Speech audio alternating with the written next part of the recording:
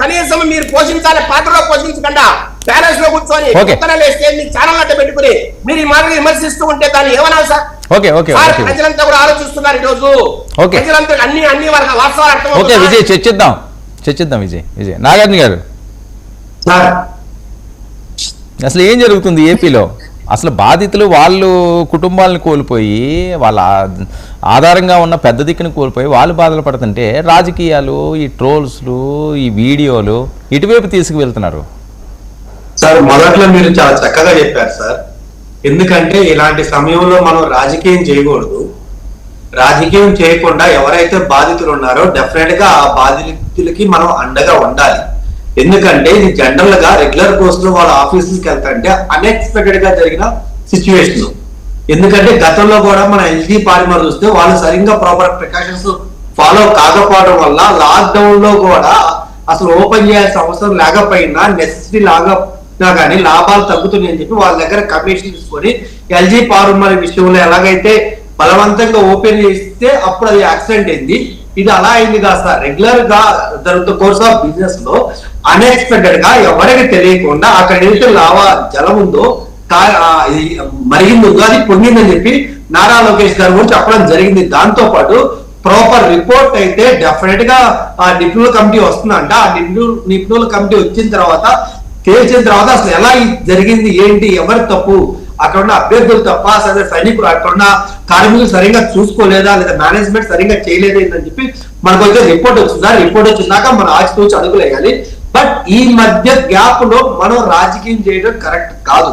ఎందుకంటే ఇన్సిడెంట్ జరిగిన తర్వాత మా పార్టీ తరఫున, మా ఎన్డీఏ తరఫున కూడా కరస్పాండింగ్ మినిస్టర్ వచ్చారు, పరామర్శించారు, అసలు ఏం జరిగింది చెక్ చేసుకున్నారు, ఇమ్మీడియట్ గా నష్టపరిహారం చెల్లించారు. బట్ నష్టపరిహారం అనేది తాత్కాలిక, అది వాళ్ళ పూర్తి ఉపశమనం అయితే కాదు.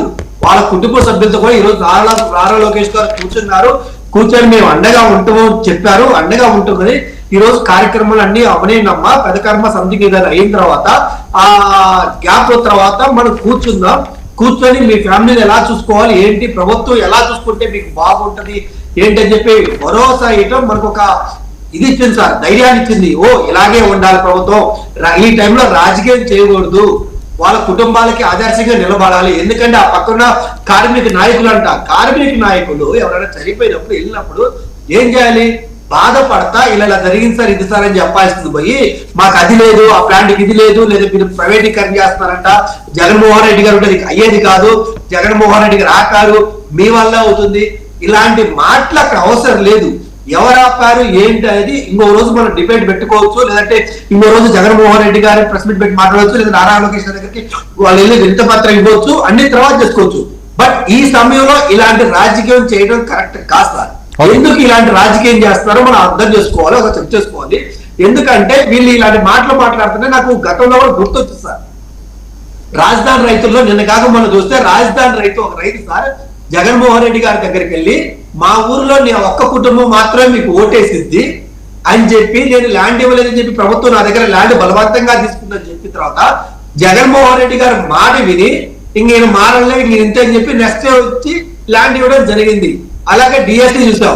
డిఎస్సిలో సార్ చాలా విడ్డూరం ఏంటంటే జగన్మోహన్ రెడ్డి గారు ఒక ఇష్టం, జగన్మోహన్ రెడ్డి గారు ఒక్క డిఎస్సి ఇవ్వకపోయినా గొర్రె కషాయాన్ని నమ్మిద్ది అనే విధంగా ఎవరైతే డిఎస్సి కొంతమంది రాలేదని చెప్పి ఎవరైతే ఫేక్ ప్రచారం చేస్తారో ఆ ఫేక్ ప్రచారాన్ని వాళ్ళని తీసుకెళ్లి జగన్మోహన్ రెడ్డి గారి దగ్గర కూర్చోబెట్టి గతంలో ఆయన ఒక్క డిఎస్సి కూడా ఇవ్వలేదు సార్. డిఎస్సి ఇవ్వలేక అంటే గొర్రెలు ఎప్పుడు కషాయాన్ని నమ్మిద్ది అన్నట్టు వీళ్ళు ఆయన దగ్గరికి వెళ్ళి ఆయన దగ్గర మొదలుపెట్టుకున్నారు సార్.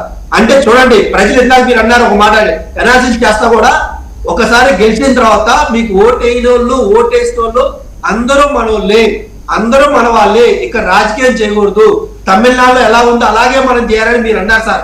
అదే ఉద్దేశంతో డిఎస్సి ఎగ్జామ్ పెడితే పార్టీలు చూడాలి ఇన్నోరు కూర్చోలే, ఎవరు మెరిట్ మీద ఎవరు ఆరించంటలో పొలిటికల్ రిజర్వేషన్ మీద చర్చిద్దాం డైవర్ట్ అవుతున్నది. ఒక మాట క్లోజ్ చేస్తాం సార్. దాని ప్రకారం మీరు జాబ్ ఇచ్చారు సార్. ఈ రోజు గతంలో జగన్మోహన్ రెడ్డి గారు ఎల్వి సుబ్రహ్మణ్యం గారితో మాట అన్నారు, వైజాగ్ స్టీల్ ప్లాంటే తీసేసి ఇక్కడ రాజధాని కడతా ఉన్నారు. అలాంటి పార్టీని ఈ రోజు జగన్మోహన్ రెడ్డి గారు ఉంటే ఆగేది, ఇంకా బెనిఫిట్ ఎక్కువ వచ్చింది. ఇలాంటి మాటలు ఆ టైంలో కరెక్ట్ కాదు sir. Okay okay right. Venkatareddy గారు వర్మ గారు చాలా రోజుల తర్వాత ఏంటి కావాలని రెచ్చగొట్టి